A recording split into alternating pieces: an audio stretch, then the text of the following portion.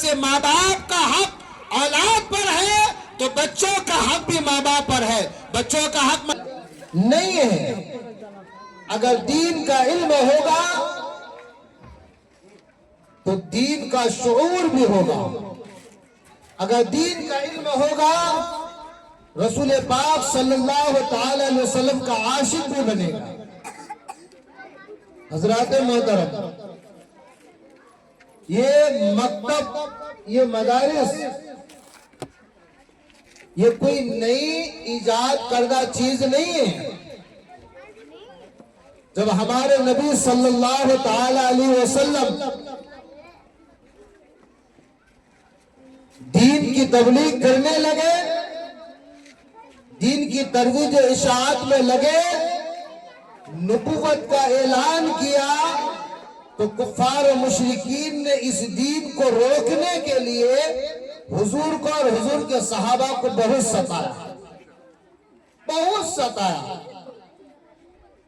حتیٰ کہ جب حضرت عمر رضی اللہ تعالیٰ ایمان لے کر کے آئے، رسول اللہ صلی اللہ تعالیٰ علیہ وسلم کی دعاؤں کی بدولت، اس سے پہلے حضرت ابوبکر صدیق رضی اللہ تعالیٰ عنہ چند صحابہ کرام کو لے کر کے، حضور کو لے کر کے دنیا کا پہلا خطبہ حضور کی موجودگی میں حضرت ابوبکر صدیق نے صحن مکہ میں دیا تھا. اور اس کا نتیجہ یہ نکلا کہ کفار مشرکین نے حضور پاک صلی اللہ تعالی علیہ وسلم کے سچے عاشق حضرت ابوبکر صدیق رضی اللہ تعالیٰ عنہ کو اتنا زود و خوب کیا، اتنا ستایا، اتنا مارا کہ آپ بچنے کے لائق نہیں تھے. حتیٰ کہ آپ کے قبیلے والے نے آ کر کے صحن مکہ میں قسم کھا کر کے کہا، اگر ابو بکر کو کچھ ہو جائے تو ہم اس کا قصاص لیں گے. اس سے پتہ یہ چلتا ہے دین کی تبلیغ کرنے کے لیے، یہ مدرسہ چلانے کے لیے، مدرسوں میں پڑھانے کے لیے سب سے زیادہ تکلیف کا کام یہی ہے. آج ہی نہیں، بہت پہلے سے. آج بھی آپ بہت سارے پیرنٹس یہاں بیٹھے ہیں، آپ بھی اپنے بچوں کو بھیجتے ہیں.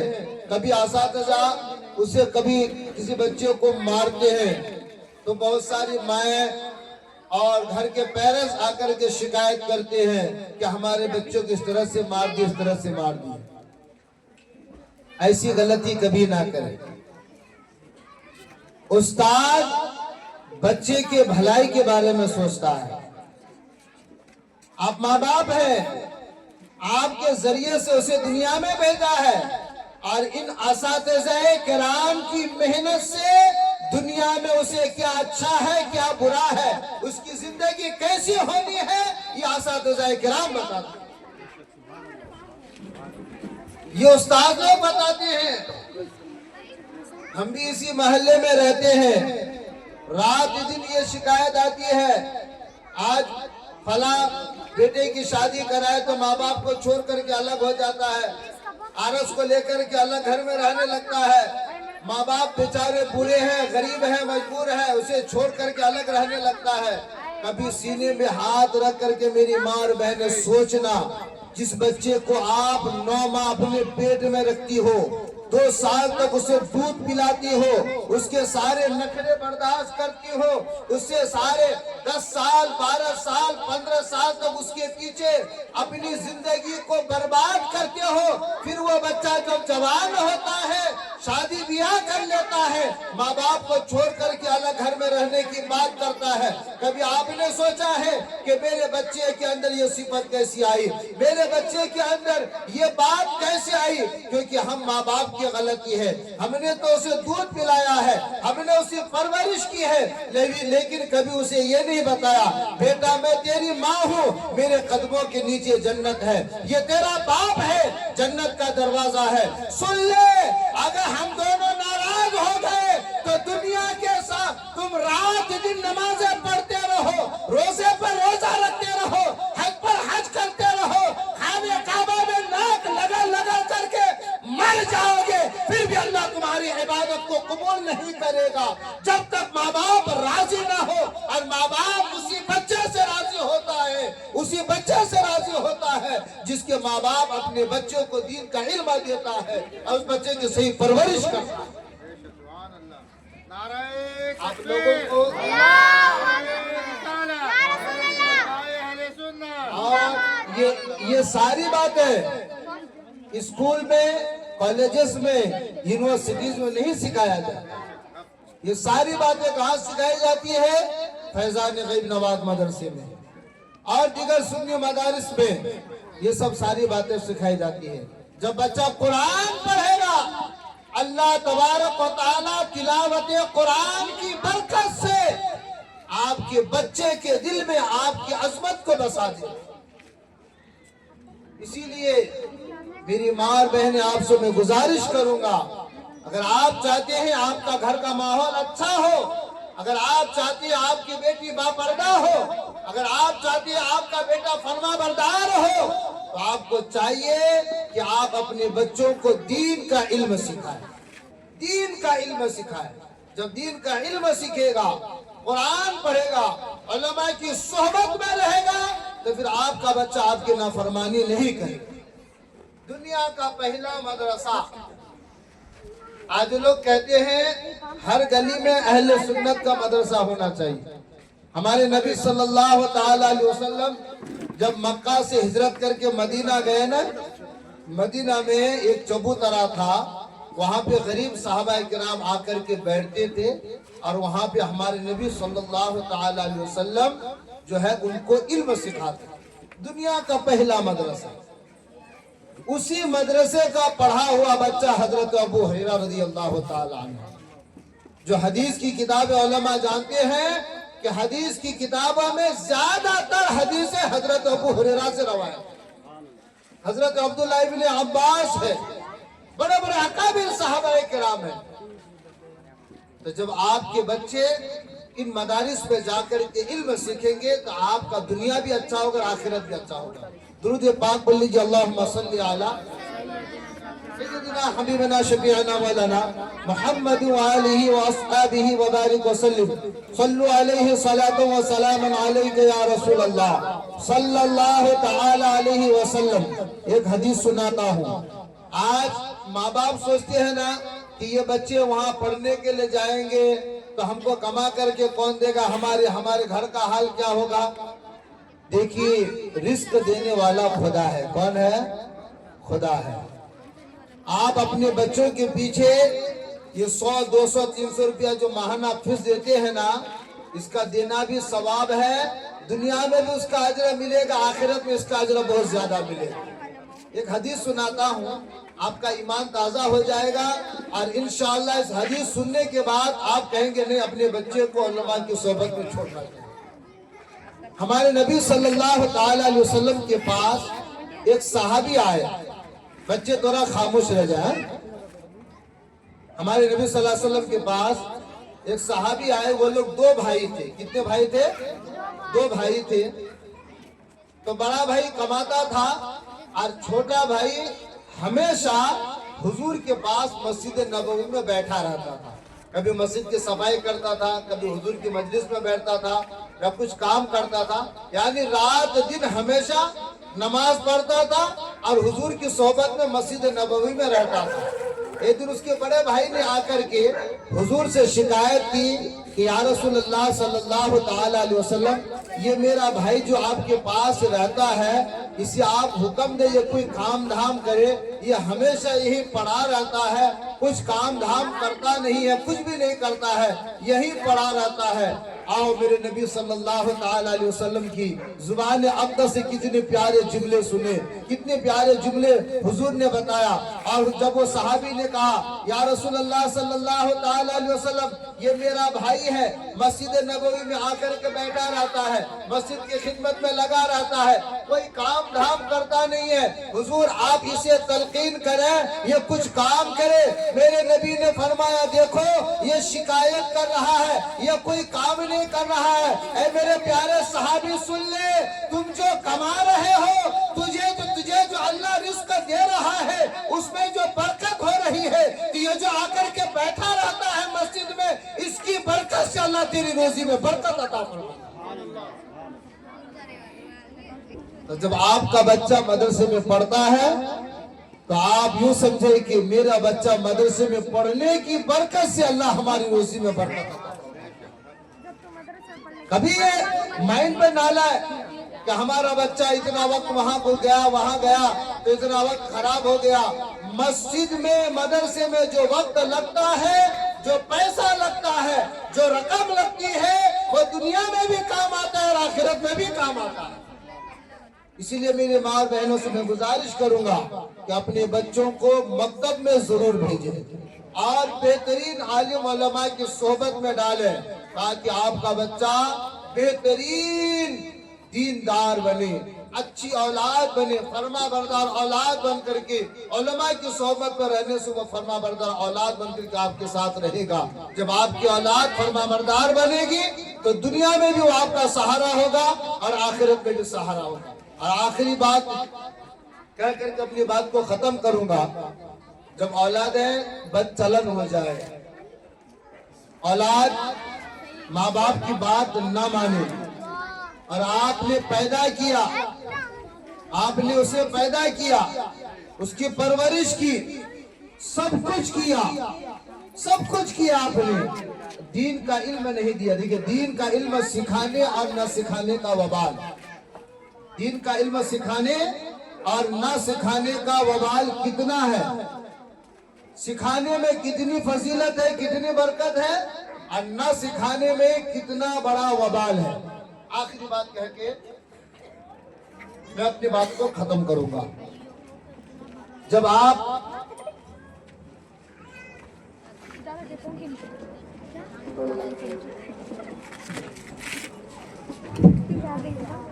درود پاک پڑھ لیجیے، اللہم صلی علی سیدنا اللہم صلی علی سیدنا حبیبنا شفیعنا مولانا محمد وآلہ وآلہ وبارک وسلم، صلو علیہ صلاۃ و سلام علیک یا رسول اللہ صلی اللہ تعالی علیہ وسلم۔ دین کا علم سکھانے میں کتنی برکت ہے اور دین کا علم نہ سکھانے میں کتنا بڑا وبال ہے۔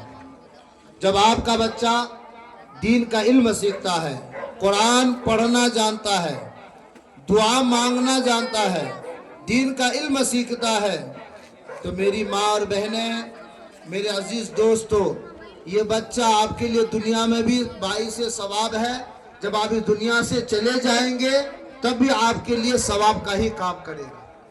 جب ایک بچہ قرآن پڑھتا ہے، قرآن پڑھنا جانتا ہے، ہاتھیں اٹھا کر کے دعا مانگنا جانتا ہے، ماں باپ اگر گنہگار ہے، سیاہکار ہے، بدکار ہے، اس کے قبر میں عذاب ہو رہا ہے، وہی بچہ جس کو آپ نے محنت کر کے مدرسہ غیر نواز میں، فیضان غیر نواز میں بھیج کر کے دین کا علم سکھایا، قرآن سکھایا تھا، حضور کی سنتوں کو سکھایا تھا، نماز پڑھنے کا طریقہ سکھایا تھا، نمازی بنائے تھے، اسے روزہ رکھنے والا بنایا تھا، اسے بہترین اخلاق سکھائے تھے، جب آپ اس دنیا سے چلے جائیں گے، جب آپ اس دنیا سے چلے جائیں گے، اگر آپ کے بدعمالیوں کی وجہ سے خدا نہ خواستہ قبر میں عذاب ہو، جب یہ بچہ آپ کے قبر پر جائے گا اور سورہ فاتحہ پڑھ کر کے، سورہ یاسین کی تلاوت کر کے، آیت الکرسی کی تلاوت کر کے، اپنے ہاتھوں کو اٹھا کر کے جب رب کی بارگاہ میں دعا کرے گا، اللہ تبارک و تعالی اس کی دعا ادھر ختم بھی نہیں ہوگی، اللہ اس کی دعا کی برکت سے آپ کے قبر سے عذاب کو ہٹا لے گا، آپ کی قبر سے عذاب کو ہٹا لے گا۔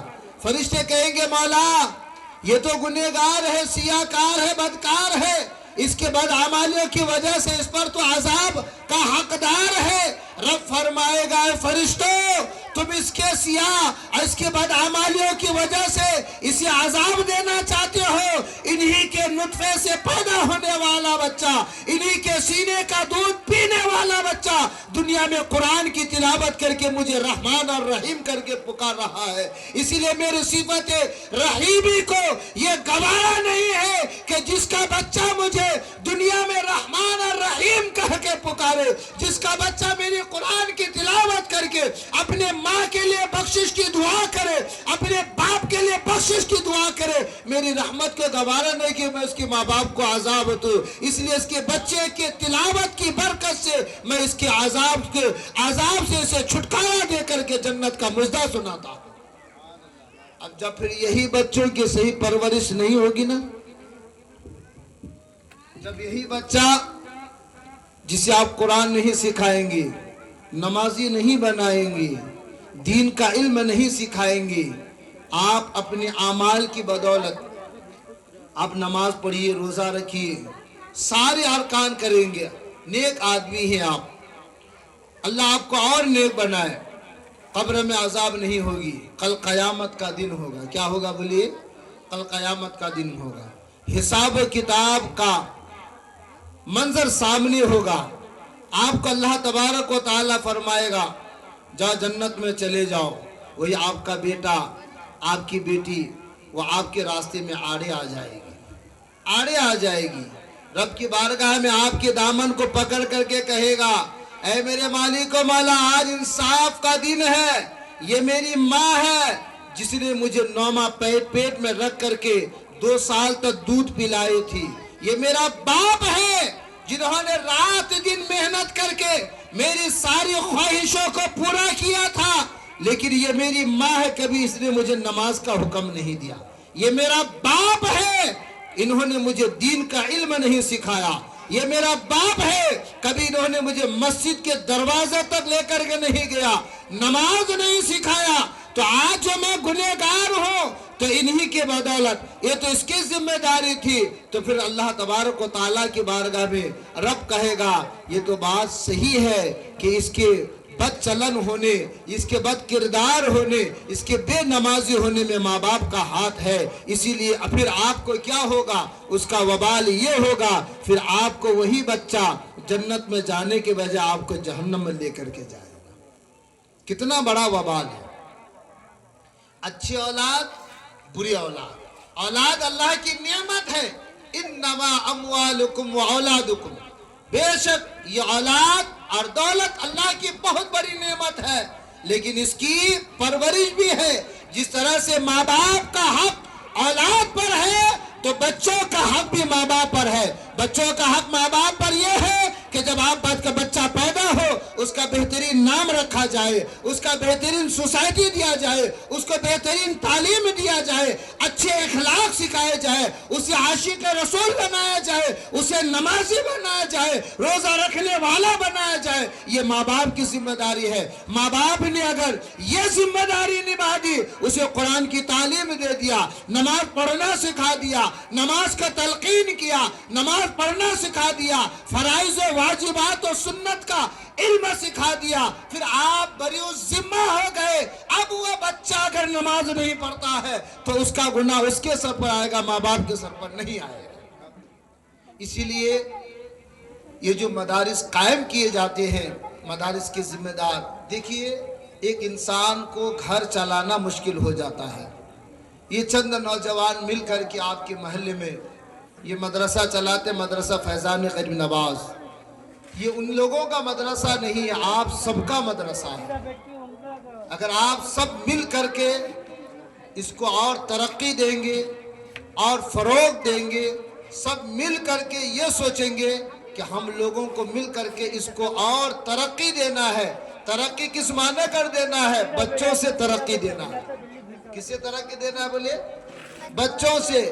جس گھر میں چاہے بیکو بچی ہو، مرد بچے ہو، سب کو دین کا علم سکھانا بہت ضروری ہے، دین کا علم سکھانا ضروری ہے۔ آج ہماری بچیاں ننگی دنیا ناچ نچنے والی لڑکیوں کی کیریکٹر کو معلوم کرتی ہے، ان کی لائف اسٹائل کو فالو کرتی ہے، ان کی لائف اسٹائل کو پڑھتی ہے، جبکہ دنیا کی سب سے عزت دار خاتون، دنیا کی سب سے پیاری خاتون، دنیا کے سب سے اچھے باپ کی اچھے بیٹی، دنیا کے تمام نبیوں کے سردار کی بیٹی، خاتون جنت کی سیرت جب آپ پڑھیں گی نا تو آپ کے رونگٹے کھڑے ہو جائیں گے۔ وہ حضور کی بیٹی ہو کر کے کبھی دنیا کے سامنے بے پردہ نہیں آئے، وہ حضور کی بیٹی ہو کر کے کبھی اس کا سجدہ جی بھر کر کے اس کا سجدہ ہی مکمل نہیں ہوا۔ آج ہماری ماں اور بہنیں، ہماری بیٹیاں، ہماری بہنیں نمازوں سے دور ہے، روزے سے دور ہے۔ کاش آپ خاتون جنت کی ہسٹری پڑھیں، اس کی لائف کو پڑھیں تو آپ کو سمجھ میں آئے گا۔ اتنا یقین کے ساتھ کہہ سکتا ہوں کہ اگر آپ خاتون جنت کی زندگی کو پڑھ لیں گی تو کبھی اپنے شوہر کی بھی نافرمانی نہیں کریں گے، اپنے ماں باپ کی بھی نافرمانی نہیں کریں گے۔ جب آپ ان کی زندگی کو پڑھ لیں گے، اس پر عمل کریں گی تو اللہ کی ذات سے امید ہے آپ کی کوکھ سے پیدا ہونے والا بچہ فرما بردار پیدا ہوگا۔ ہمیں ضرورت ہے میری بہنوں، ہمیں ضرورت ہے خاتون جنت کی زندگی کو پڑھنے کی، اماں عائشہ کی زندگی کو پڑھنے کی۔ حضور کی ایک بیوی ہے جس کا نام ہے خدیجہ الکبریٰ۔ کیا نام ہے؟ خدیجہ حضور کی پہلی بیوی، عرب کی فیمس بزنس مین عورت تھی۔ جب حضور سے نکاح ہوا نا، ساری دولت اسلام اور حضور کے قدموں میں نشاور کر دی، حضور سے کوٹ کے محبت کرتی تھی۔ غار حرا اتنے اوپر ہے، ہم جیسے نوجوانوں کو چڑھنے کے لیے 2 گھنٹہ لگتا ہے۔ اس غار حرا میں ہمارے نبی عبادت کرتے تھے اور حضرت سیدہ خدیجہ الکبریٰ توشہ بنا کر کے وہاں تک پہنچاتی تھی۔